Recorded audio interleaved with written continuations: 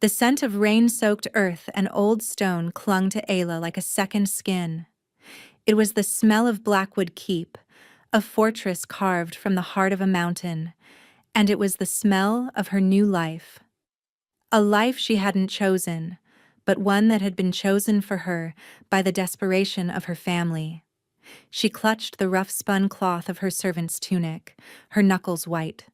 Around her, the great hall was a cavern of shadows and whispers, where torches threw flickering light against tapestries depicting wolves in glorious, bloody battle. She was an Omega, and worse, a wolfless one. In the Shadowfang pack, where the strength of your inner beast determined your worth, she had none. Her birth had been a disappointment, her existence a quiet shame her parents bore with grim resignation.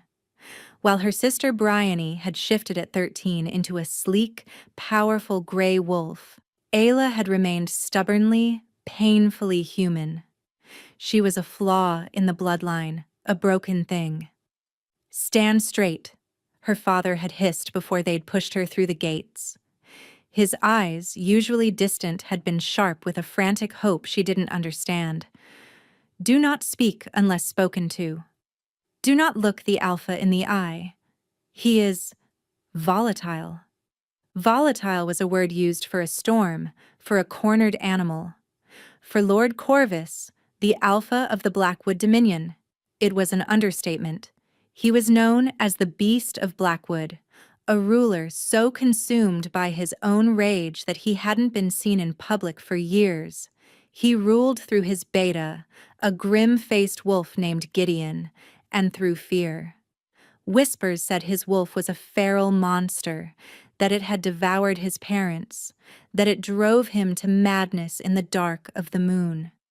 And now, Ayla was his, a tribute, a peace offering from her struggling pack, who hoped to curry favor with the most powerful alpha in the territories by giving him something utterly worthless, a broken Omega.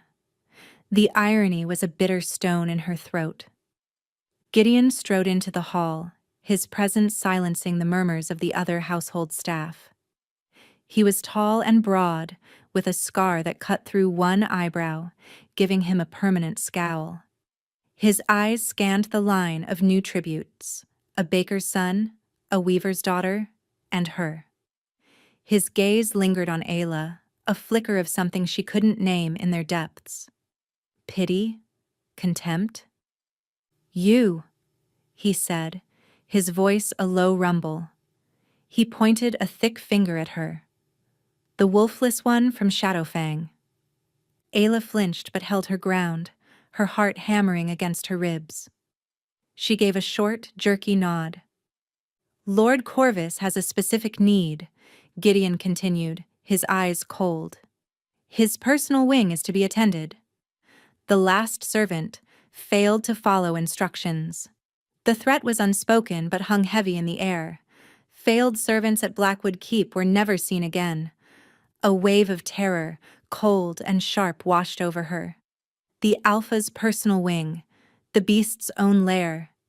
No one went there. It was a place of legend and fear, where the screams were sometimes heard on the wind. "Your duties are simple," Gideon said, his voice dropping lower as he stepped closer. "You will deliver his meals. You will clean the outer chambers. You will never enter his bedchambers unless summoned. You will never speak to him, and you will never, ever look him in the face. Do you understand?" "Yes, Beta," she whispered, her voice barely a thread of sound. He stared at her for a long moment, as if trying to decipher a puzzle. She felt a strange quality she possessed, a quietness that went beyond her Omega nature. Animals, even the most skittish, would often calm in her presence. Angry children would quiet. It was a useless, unnoticed trait, a soft power in a world that only valued the sharp and the strong. It would do her no good here. "Come," Gideon commanded, turning on his heel. "Your duties begin now." Ayla followed him from the great hall, her worn leather shoes making no sound on the cold stone. They climbed a winding staircase that seemed to ascend into the very heart of the mountain. The air grew colder, heavier. The torches became scarcer, leaving deep pools of shadow that her mind filled with monstrous shapes. The silence was absolute, broken only by the distant howl of the wind outside. They arrived at a massive, iron-banded door. Gideon produced a heavy key. "Leave the tray outside the door. Knock 3 times. Then leave. Immediately. Do not wait for an answer." He handed her the key, its metal cold against her trembling palm. "This is for the antechamber only. The rest of the wing is his domain." He gestured to a small cot in an alcove across the hall. "This is where you will sleep. You are to be on call at all hours." He left her there, his footsteps echoing down the long, dark corridor until they faded into nothing, leaving Ayla alone with the terrifying silence and the iron door that separated her from the beast. Her hand shook as she looked at the key. This was her life now. A cage within a cage, waiting on a monster. The first week was a study in terror and routine. 3 times a day, Ayla would fetch a heavy tray of food from the kitchens, roasted meat, bread, a flagon of dark wine, and carry it up the winding stairs. Her arms would ache by the time she reached the iron door. She would set the tray down, knock 3 times as instructed, her knuckles rapping against the cold metal, and then she would flee back to her alcove, her heart pounding a frantic rhythm against her ribs.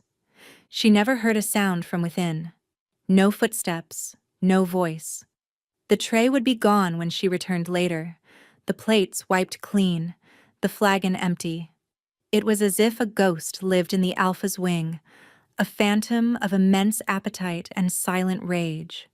She spent her days cleaning the antechamber, a circular room just inside the iron door. It was a stark masculine space, dominated by a large empty fireplace and shelves filled with old leather-bound books.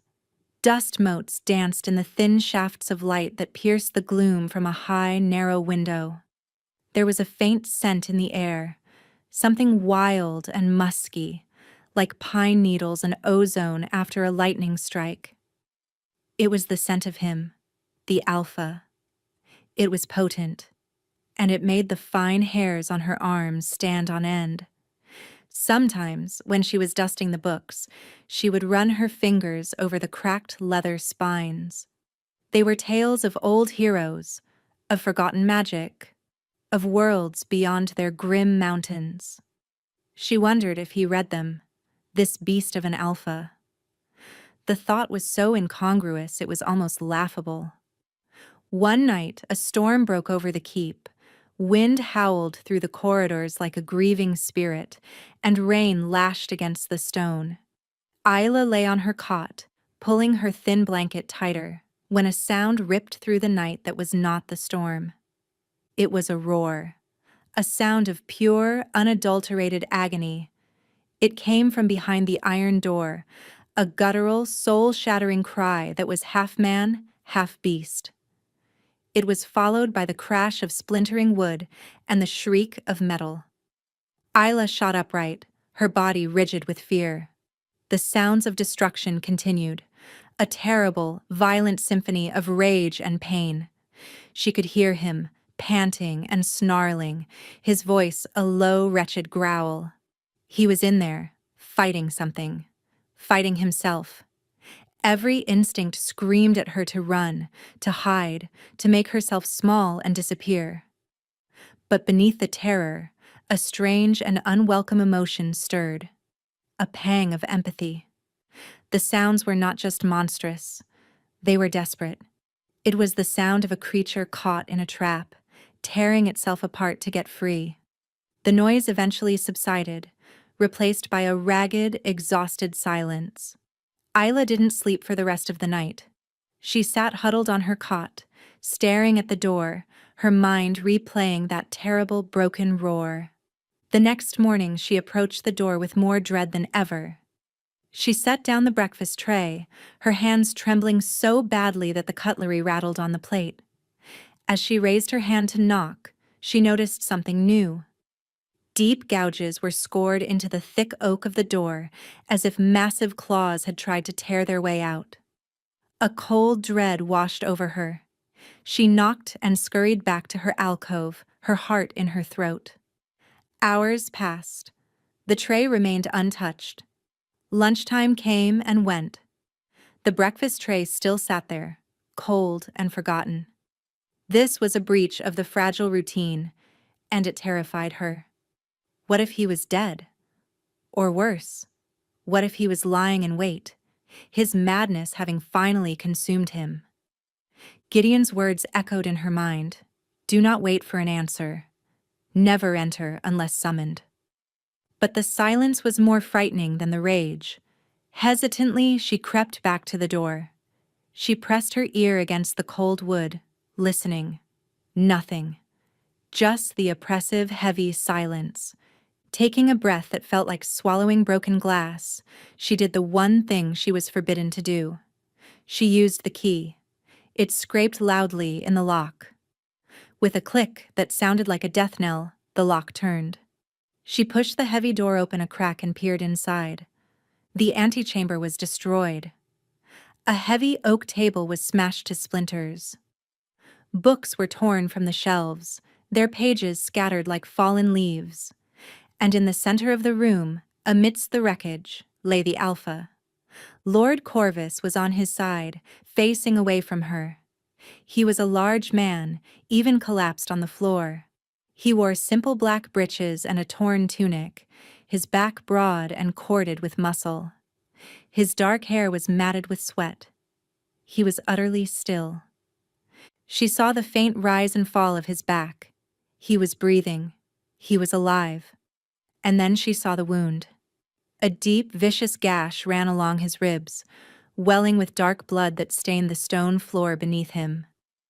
It looked as though he had been savaged by a wild animal, or that he had done it to himself. Ayla's breath caught. She should leave.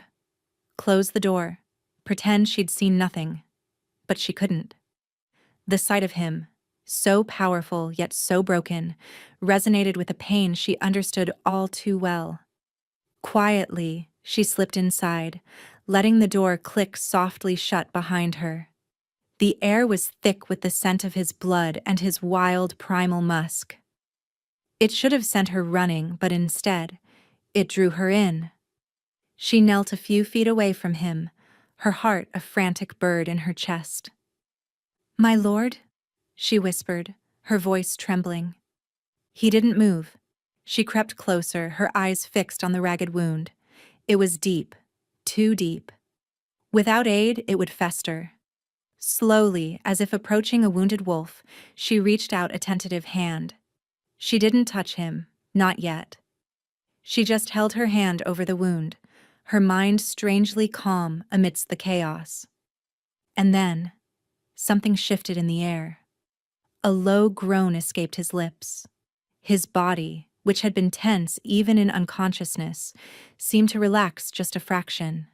The frantic energy that radiated from him seemed to quiet, soothed by her simple presence. He stirred, his head turning slightly on the stone floor. For the first time, she saw his face. It wasn't the monstrous visage of her imagination. It was a face carved from hard lines and sharp angles, with a strong jaw shadowed by dark stubble. But it was etched with a profound, soul-deep pain that stole her breath. His eyes were closed, his brow furrowed in agony. He was not a monster. He was a man in torment. Without thinking, she tore a strip of cloth from the hem of her tunic and gently, so gently, pressed it against the wound. His eyes snapped open. They were the color of a stormy sky, a turbulent gray, and they were fixed directly on her. Terror seized her. She had broken every rule. She had looked him in the face. She had touched him. A low growl rumbled in his chest, a sound that vibrated through the stone floor. "What are you doing?" he rasped, his voice raw with pain. Ayla froze, her hand still pressed to his side. She couldn't speak, couldn't move. She could only stare into those tormented eyes and wait for the end. The growl deepened, a primal warning that should have sent her scrambling away in terror. But trapped in the storm of his gaze, Ayla found an anchor in the raw pain she saw there. It was a mirror to the quiet agony she'd lived with her entire life, the pain of being broken, of being wrong. "You are bleeding, my lord," she finally managed to whisper, her voice surprisingly steady. His eyes narrowed, a flicker of disbelief crossing his harsh features. No one spoke to him. No one dared. He tried to push himself up, a sharp hiss of pain escaping his lips as his muscles protested. He fell back against the stone, his breath coming in ragged gasps. "Get out!" he snarled, but the command lacked its usual force. It was blunted by exhaustion and pain. Ayla didn't move. She kept the pressure on the wound, her small hand a stark contrast against the corded muscle of his torso. "It needs to be cleaned," she said, her voice soft but firm, "or it will fester." Corvus stared at her, his mind struggling to process the situation. Servants fled from him. Warriors trembled before him. Yet this small, wolfless thing knelt beside him, touching him with a strange lack of fear. He could feel something emanating from her, a quiet stillness that pushed back against the roaring chaos in his own soul. The constant gnawing rage that was his shadow seemed to recede, just a little from the edges of his consciousness. It was baffling. "Who are you?" he demanded, his voice a low rasp. "Ayla, my lord." From the Shadowfang pack. He remembered Gideon mentioning the tribute, the wolfless Omega, a useless offering. Yet, her presence was like a cool balm on a burn. The beast within him, the feral, uncontrollable wolf that was his curse, was not snarling for her blood. It was quiet, watching, and strangely curious. He gave a curt, pained nod toward a cabinet in the corner of the room. In there, bandages, whiskey. Ayla moved with a quiet efficiency that surprised him. She retrieved a clean cloth, a bottle of strong-smelling spirits, and a roll of linen bandages. When she returned, she knelt beside him again. "This will sting," she warned softly. Before he could react, she poured the whiskey over the gash. Corvus roared, his body arching off the floor as the alcohol seared his torn flesh. The beast surged within him, a wave of pure fury at the pain. He lashed out, not with his hand, but with the force of his alpha aura, a palpable wave of power and menace meant to dominate and terrify. Any other Omega would have collapsed, whimpering and submissive. Ayla flinched, her shoulders hunching, but she did not break eye contact. She weathered the storm of his power, her own quiet essence a shield he couldn't comprehend. "Be still, my lord," she murmured, her voice a calming anchor in his sea of rage. "It is almost done." He watched, stunned into silence, as she expertly cleaned the wound and bound it tightly with the linen bandages. Her touch was gentle but sure. As she worked, he focused on the strange peace that settled over him. The roaring in his head quieted to a dull hum. The frantic, clawing need to destroy, to lash out, subsided. When she was finished, she sat back on her heels, her task complete. The silence that fell between them was thick with unspoken questions. "Why did you not run?" he finally asked, his voice softer now, laced with genuine confusion. Ayla looked at her hands, now stained with his blood. "You were hurt," she said simply, as if that were the only reason that mattered. "And the sounds you were making, They were not the sounds of a monster. They were the sounds of pain. His breath hitched. She saw him. Past the fear, past the reputation, past the beast itself, this broken girl saw the truth of his agony. For the first time in years, someone had looked at him and seen not a beast to be feared, but a man in pain.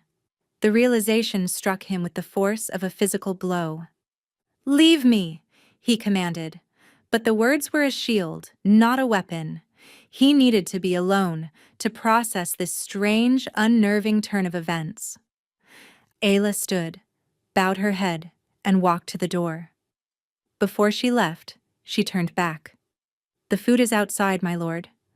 You should eat, to regain your strength." Then she was gone, the door clicking shut behind her, leaving him alone in the wreckage of his room, the scent of her, of chamomile and quiet courage, lingering in the air. Corvus lay on the cold stone, his hand covering the fresh bandage on his side. The pain from the wound was sharp, but for the first time in a decade, it was the only pain he felt. The deeper, more relentless agony of his cursed wolf had fallen silent. A new, unspoken arrangement formed between them. Ayla continued her duties, but now, a change hung in the air. The breakfast tray was always taken. When she entered the antechamber to clean, the wreckage had been cleared, the splintered table replaced with another, the books returned to their shelves. It was as if the storm had never happened. But it had. And it had changed everything. One afternoon, as she was dusting the shelves, the door to his bedchambers, a door she had never seen open, creaked ajar. "Bring the book," his voice commanded from the shadows within, "the one with the blue cover, and a glass of wine." Her heart leaped into her throat. She found the book, a collection of sea shanties and old mariners' tales, and poured a goblet of the dark wine left on his tray. With trembling hands, she pushed open the door and stepped into the beast's den. The room was vast and dim, dominated by a massive four-poster bed draped in dark furs. A fire crackled low in a hearth large enough to roast a boar. Lord Corvus sat in a high-backed chair near the flames, his form cloaked in shadow. The bandage was a stark white slash against the dark tunic he wore. She approached cautiously and set the book and wine on a small table beside him. She kept her eyes downcast, remembering Gideon's warning. "Stay," he said. The word was not a request. Ayla stood frozen, her hands clasped tightly in front of her. The silence stretched, thick and heavy, broken only by the crackle of the fire. "Read to me," he said finally, his voice a low rumble. She blinked, startled. "My lord? You can read, can you not?" There was a sharp edge to his tone. "Yes, my lord." "Then read." He gestured to the book. Hesitantly, Ayla picked it up. She pulled a small stool closer to the fire, positioning herself where the light would fall on the page, but she would not have to look at him directly. Her voice was shaky at first, a mere whisper as she began a tale of a ghost ship and its cursed captain. But as she read, the story took over. Her voice grew stronger, smoother. She had always loved stories, the escape they offered from her own drab existence. She gave voice to the grizzled captain, the terrified cabin boy, the wail of the wind in the rigging. Corvus listened in absolute silence. He didn't move, didn't speak. He just sat in his chair, a statue of shadow and pain. But as Ayla read, he felt the familiar tension in his shoulders begin to ease. The ever-present headache, the one that signaled the wolf's restlessness, receded. Her voice was like a gentle tide, washing away the grit and grime of his constant internal battle, leaving him feeling clean, calm. This became their new ritual. Every day she would come to his chambers and read to him. She read tales of adventure, of forgotten kingdoms, of star-crossed lovers. And in the quiet space created by her voice, a fragile trust began to grow. He started to speak to her, not in commands, but in questions. He asked about the Shadowfang Pack, about her family. He never asked why she was wolfless. It was a wound he seemed to recognize, and he left it untouched. In return, he told her about the books. He spoke of the histories they contained, the philosophies. She learned that the Beast of Blackwood was not an ignorant monster, but a well-read, intelligent man trapped in a prison of his own flesh. One evening, as she read a particularly sad passage about a knight who lost his love, her voice cracked with emotion. A single tear traced a path down her cheek. From the shadows his voice came, softer than she had ever heard it. "Why do you weep for a man of ink and paper?" She wiped her cheek hastily, embarrassed. "Because he is alone, my lord." "There is no greater sadness than that." He was silent for a long time. The fire crackled, casting dancing shadows on the walls. "No," he said finally, his voice thick with a pain that was all too real. "There is not."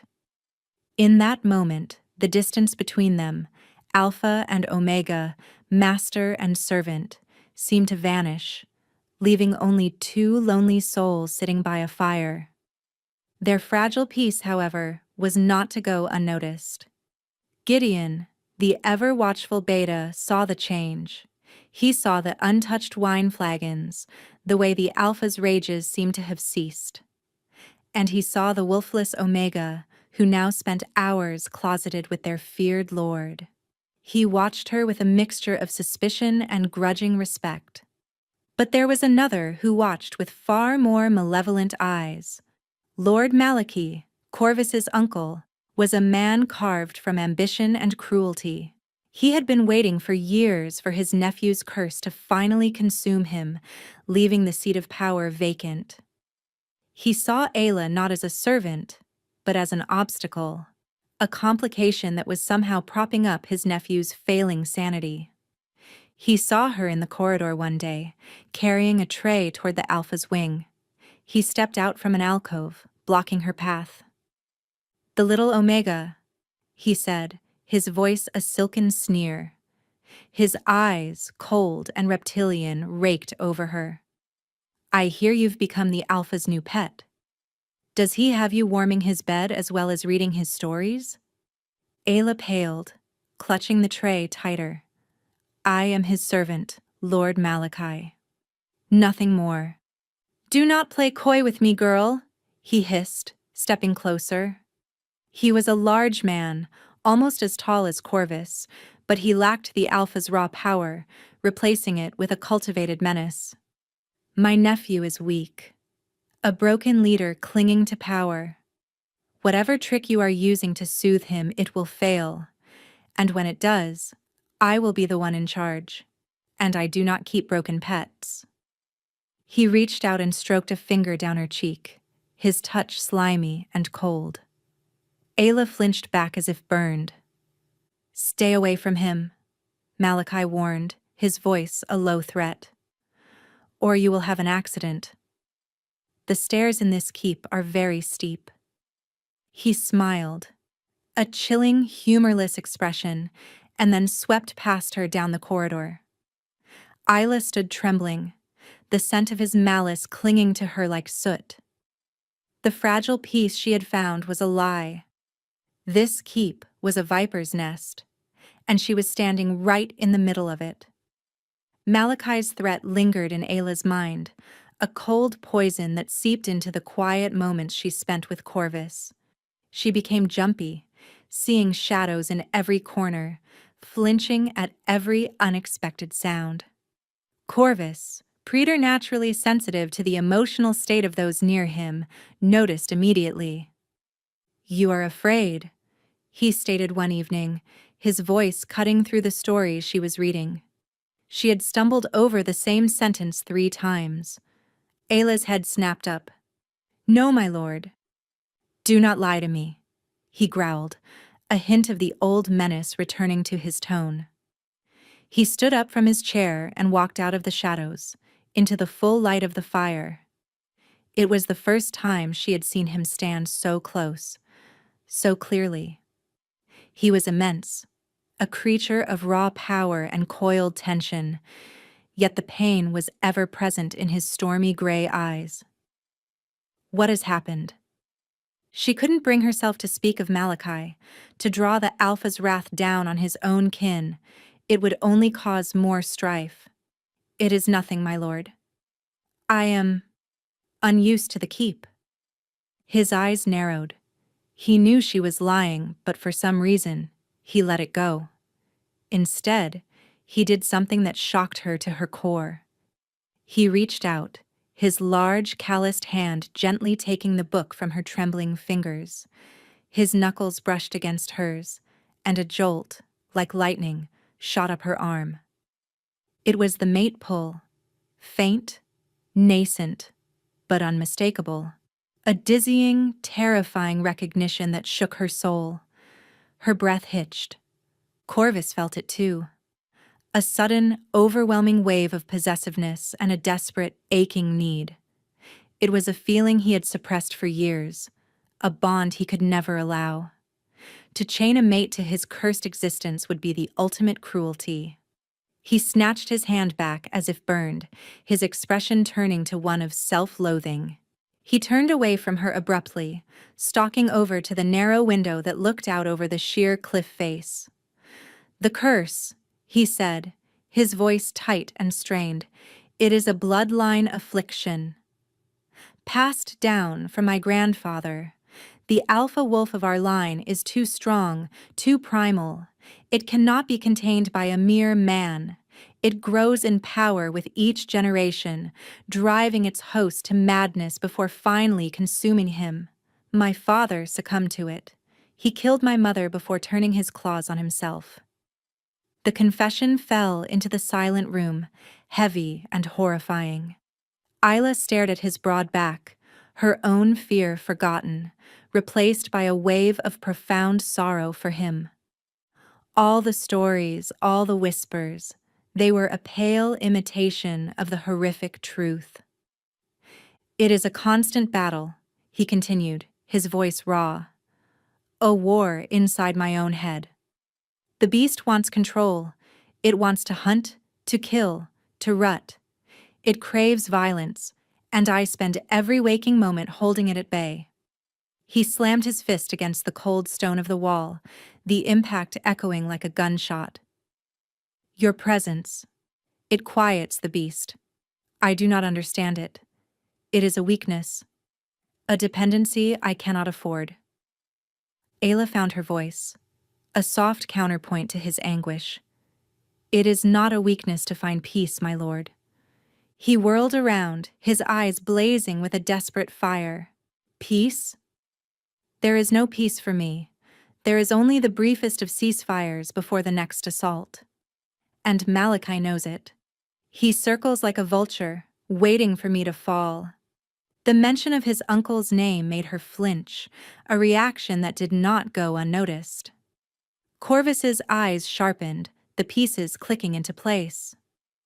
"He threatened you," Corvus stated, his voice dropping to a dangerously low growl. It was not a question. Isla looked away, unable to meet his furious gaze. "He warned me to stay away from you." The rage that exploded from Corvus was terrifying. It was not the uncontrolled, agonized fury of his episodes. It was a cold, focused alpha rage. The temperature in the room seemed to drop. The fire in the hearth shrank back as if in fear. "What did he say?" he demanded, stalking toward her. She backed away until her legs hit the stool. "He said I was a complication. That you were weak. He said I might have an accident." Corvus stopped, his hands clenched into fists so tight his knuckles were white. The beast was roaring in his mind, demanding he hunt down his treacherous uncle and rip his throat out. But another feeling warred with it. A ferocious, desperate need to protect the small woman standing before him. This was Malachi's plan, to get to him through her. "You are not safe here," Corvus said, the words tasting like ash in his mouth. "I will not leave you," Ayla said, the words spoken without thought, a raw instinct she didn't know she possessed. "You will," he snarled, his control slipping. His eyes began to glow with a faint feral light. "I will not have your death on my conscience." Suddenly the doors to the chamber burst open. Gideon stood there, his face pale, his sword drawn. "My lord! Malachi has invoked the right of challenge. He demands leadership of the pack." Corvus turned, the rage in his eyes turning to an icy calm. The vulture had grown tired of waiting. "He challenges you to single combat at moonrise," Gideon said, his voice grim. "He claims your wolf has made you unfit to rule." Ayla gasped, her hand flying to her mouth. It was a death sentence. Malachi knew Corvus couldn't fight without his wolf, and he knew that unleashing the wolf would mean unleashing the monster. He would either be killed by Malachi or executed by his own pack for losing control. It was a perfect trap. Corvus looked from Gideon's grim face to Ayla's terrified one. He was caught. His secret, his curse, was about to be laid bare for the entire pack to see. And in his desperation to protect Ayla, he had allowed his enemy to maneuver him into an unwinnable fight.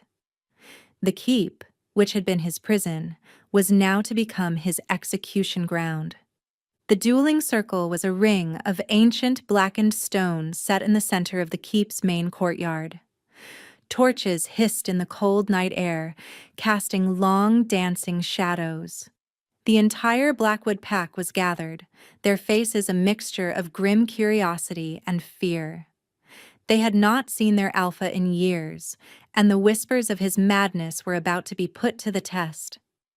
Malachi stood in the center of the circle, preening. He was dressed in black leather, a cruel-looking, serrated blade in his hand. He projected an aura of smug confidence, his eyes scanning the crowd, already claiming them as his own. When Corvus emerged from the keep, a collective gasp went through the pack. He was not the stooped, crazed creature of rumor.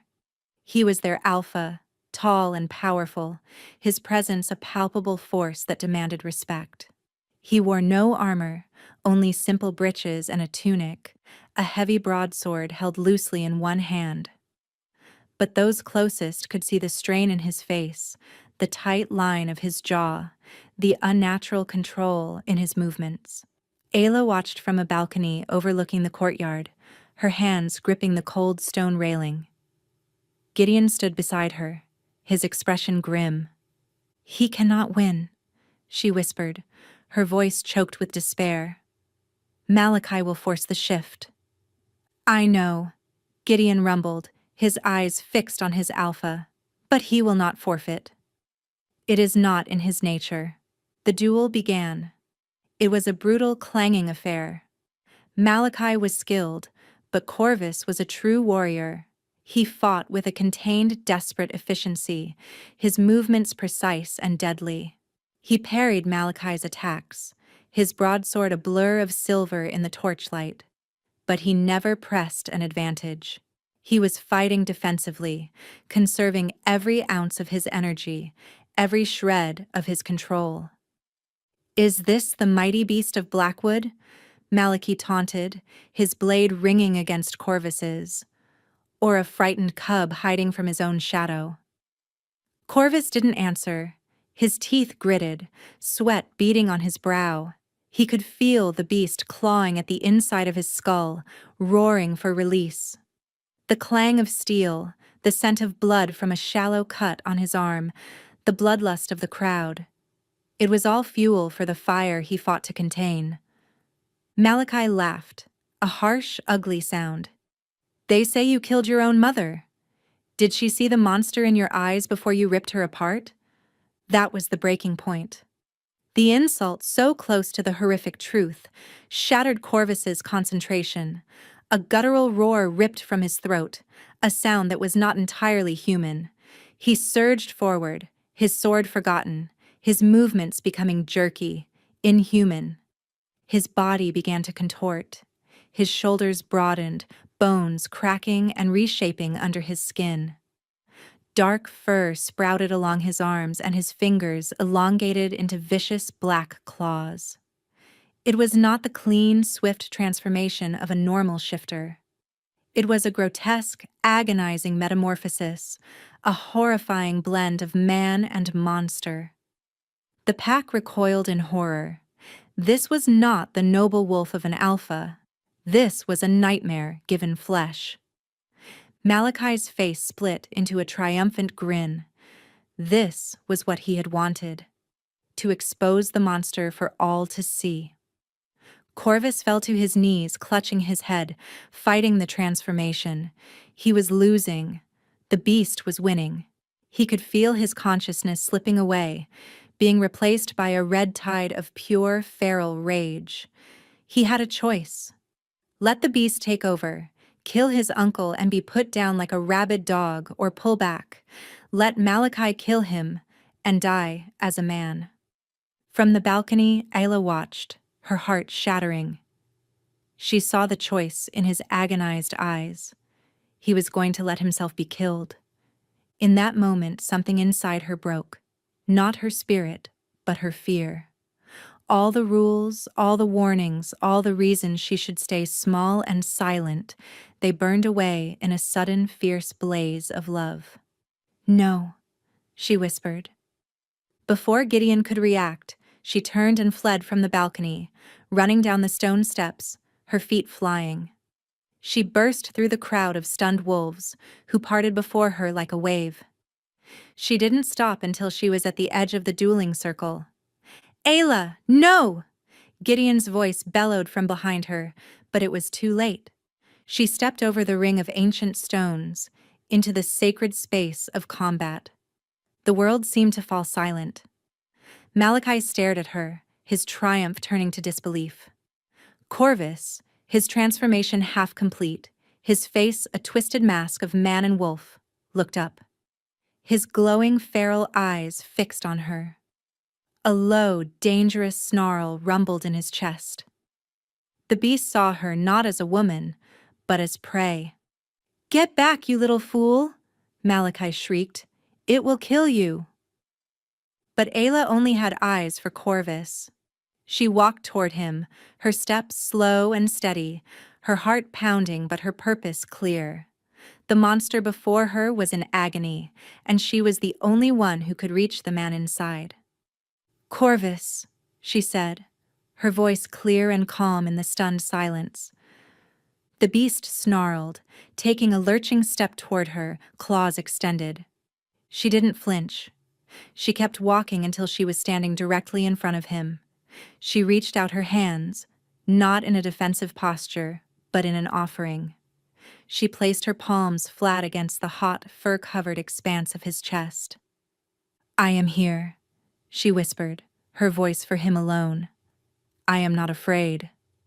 Through her touch, he felt it.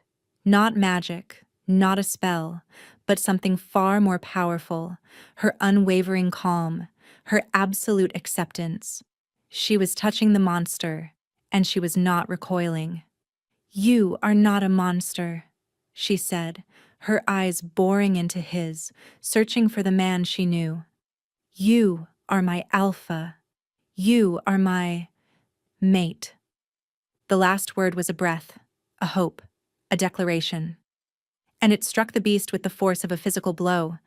The word resonated deep inside him, a concept the feral wolf understood on a primal level. Mate. Mine. Protect. But it was her next words that changed everything. "I don't want just the man," she said, her voice shaking but strong. "I want the wolf too. I choose both of you. Stop fighting him. Let him be a part of you." Her acceptance was the key. For his entire life, he had fought his wolf, hated it, tried to cage it. He had treated it as a separate, monstrous entity.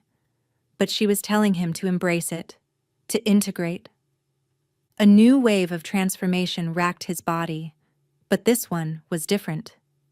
It was not a violent tearing, but a powerful knitting together. The half-formed monstrous features smoothed out. The grotesque blend of man and beast resolved itself. He rose to his full height, no longer a twisted horror, but a magnificent, towering wolf.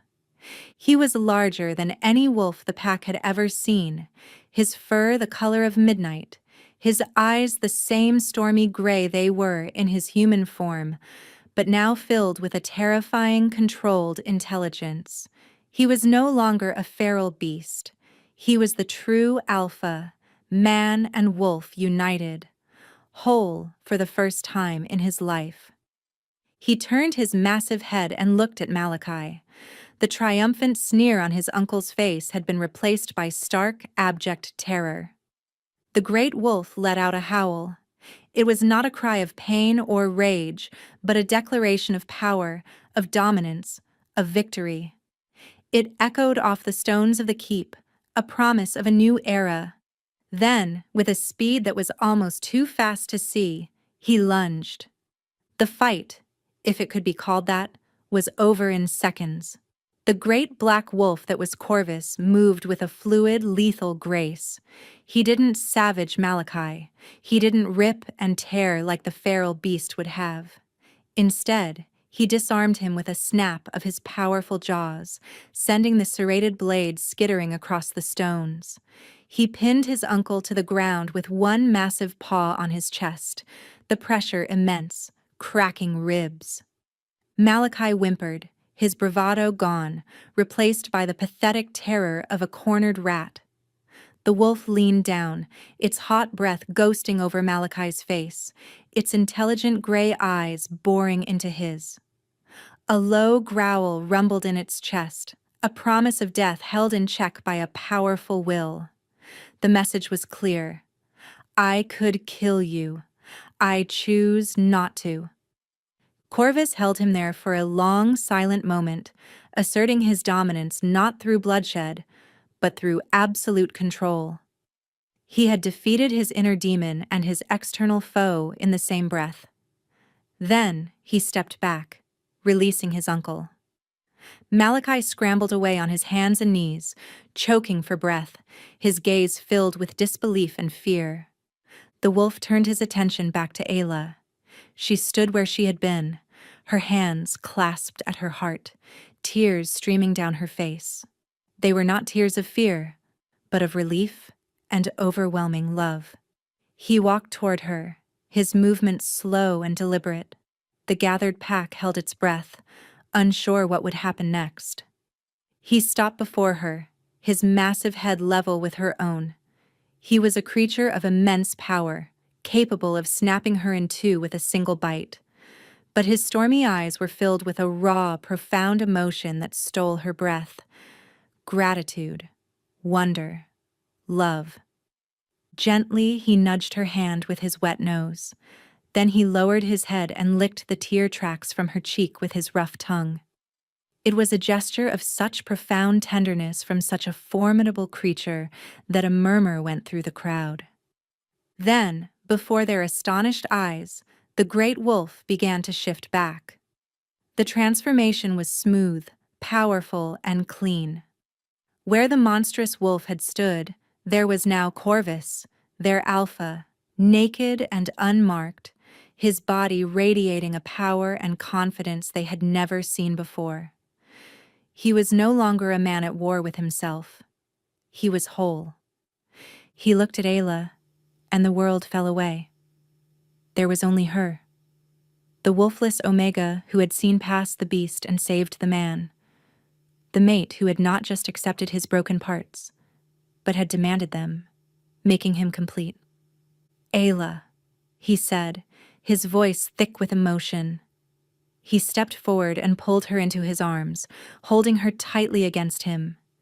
He buried his face in her hair, inhaling her calming scent. You saved me. You saved yourself, she whispered back, her arms wrapping around his strong back. I just opened the door.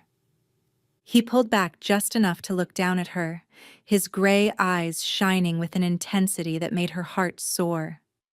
"From this moment on," he declared, his voice ringing with alpha authority, carrying to every corner of the courtyard. "This woman is under my protection. She is not a servant. She is not a tribute." He paused, his gaze sweeping over his stunned pack. "She is my mate." "Your Luna." A shockwave of disbelief and awe rippled through the crowd. An Omega? A wolfless one? Their Luna? It was unheard of. It shattered every tradition, every law of their harsh hierarchical society. Corvus ignored their murmuring. He looked only at Ayla. With a tenderness that belied his immense strength, he cupped her face in his hands. "Tame my wolf," I told myself, "and I would crown whoever could do it." "You did not tame him, Ayla. You freed him. You freed us both." He lowered his head and, in front of the entire pack, he leaned down. Tradition dictated that the claiming of a mate was done with a bite to the neck, a mark of ownership. Corvus defied it. He claimed her not with a mark of possession, but with a kiss. It was a kiss of desperation and gratitude, of fierce passion and gentle reverence. It sealed their bond more surely than any bite ever could. When he broke the kiss, he rested his forehead against hers. He looked over at Gideon, who was watching with a stunned but dawning smile. "Gideon," Corvus commanded, his voice clear and strong, "take my uncle to the dungeons. He will await my judgment, and send word to the Shadowfang pack. Inform them that their tribute has been accepted, as the Luna of Blackwood." Gideon grinned, a true, broad smile that transformed his scarred face. "Yes, my alpha." As Gideon and other guards hauled a sputtering Malachi away, the rest of the pack remained silent, watching their new alpha and his impossible Luna. They had come expecting to see a monster and a new leader. Instead, they had witnessed a miracle. They saw an alpha who was not broken, but stronger than ever, and a wolfless Omega who possessed a power none of them could understand. Corvus scooped Ayla into his arms as if she weighed nothing and carried her back into the keep, away from the prying eyes of their people. As they passed through the great doors, he looked down at her, his love for her, a blazing star in his eyes.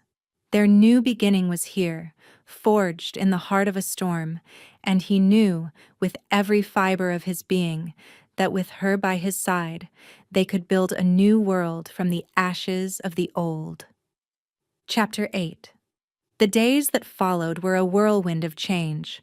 Blackwood Keep, once a place of fear and shadow, began to transform. Corvus, no longer a recluse, emerged as a true leader. He walked the halls, his presence a comforting weight, rather than a terrifying one. He spoke with his warriors, his council, his servants. The man they discovered was not the monster of rumor, but a thoughtful, decisive, and fiercely protective alpha. His union with Ayla was the bedrock of this new era. He made it clear that her word was his. At first, the pack was wary.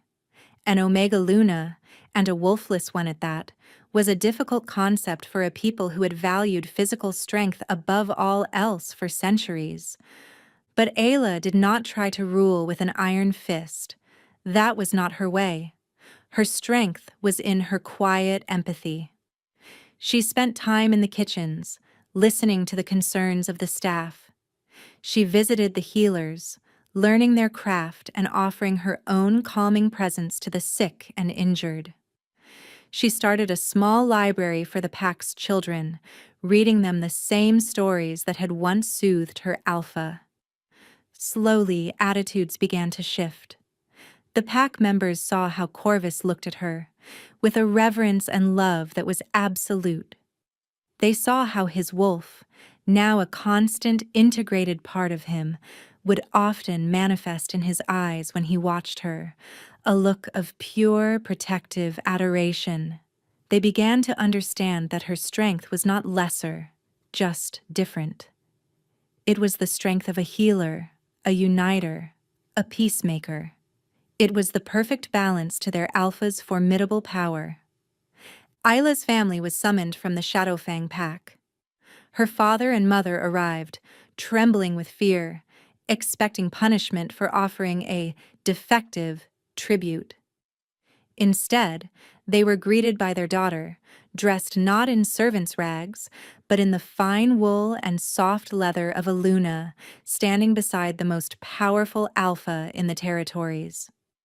Their shock was profound. Bryony, her sister, simply stared, her mouth agape. "Ayla?" Bryony whispered, as if seeing a ghost.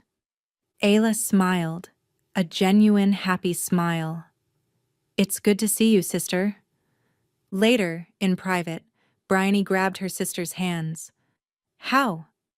"You're wolfless. He's the beast of Blackwood." "He is Corvus," Ayla corrected gently. "And my wolflessness, my calmness, it was what he needed. It wasn't a flaw, Bryony. It was just a different kind of strength." The realization dawned on her sister's face, a slow recalibration of a lifetime of belief. Corvus, with Ayla's counsel, began to institute changes that rippled through their society.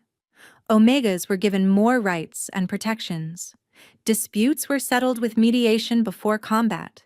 He forged new, fairer alliances with neighboring packs, using diplomacy as his first weapon, not his last. He was still the most dangerous wolf on the continent, but now his power was guided by wisdom and compassion. Malachi was brought before the Alpha for judgment.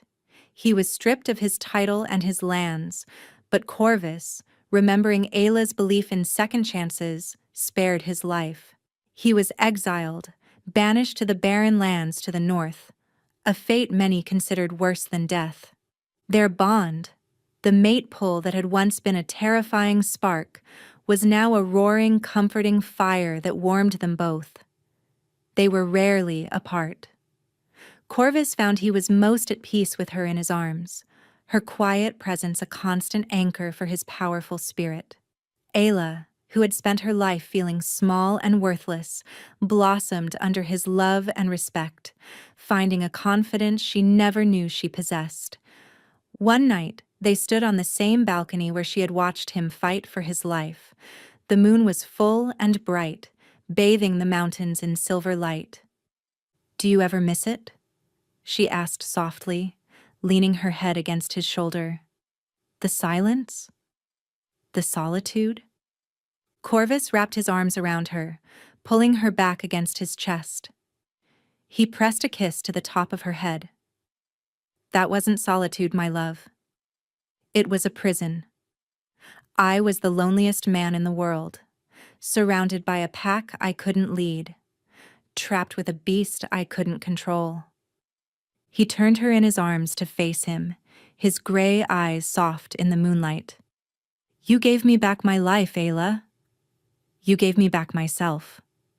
"We gave that to each other," she corrected, rising on her toes to kiss him. In that moment, she was not an Omega. He was not just an Alpha. They were two halves of a whole, a perfect balance of strength and serenity, a testament to a love that had defied tradition, defeated a curse, and rebuilt a kingdom. 1 year later, laughter echoed in the halls of Blackwood Keep. It was a sound that had been absent for a generation, but now it was as common as the crackle of the hearth fires. The great hall, once a place of shadows and fear, was now bright and warm, its tapestries depicting not just war, but also scenes of harvest, of community, of peace. Luna Ayla sat in a comfortable chair near the fire, a small sleeping bundle wrapped in soft furs cradled in her arms. Her son, barely a month old, had his father's dark hair and, she suspected, his father's formidable spirit.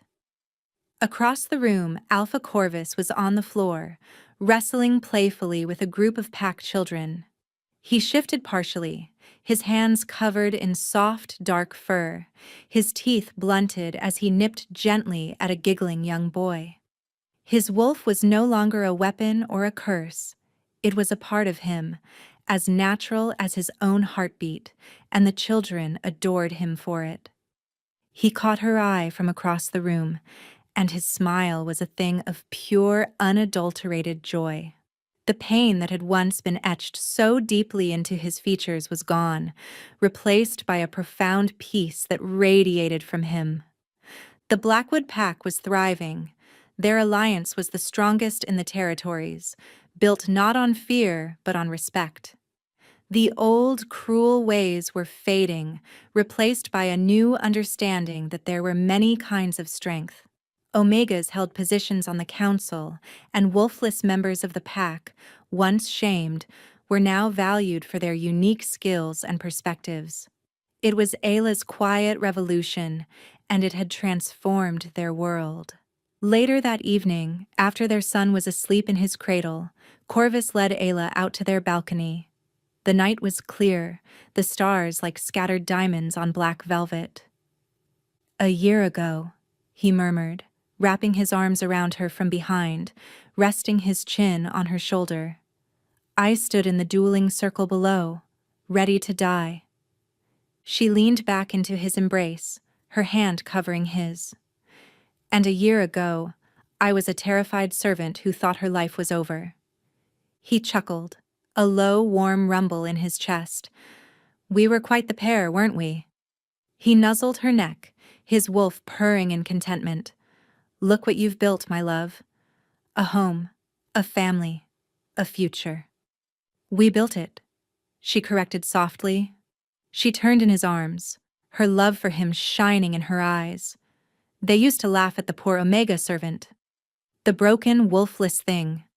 Corvus's expression grew serious, his gaze intense. "No one is laughing now. They see their Luna, the heart of our pack, the wolf to my soul."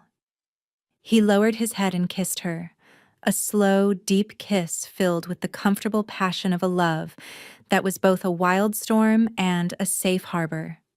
The feared beast of Blackwood was gone, replaced by a loving husband, a doting father, and a wise alpha. And the worthless Omega was now the most powerful woman in the land, her strength not in a beast of fang and claw, but in the unwavering courage of her own heart.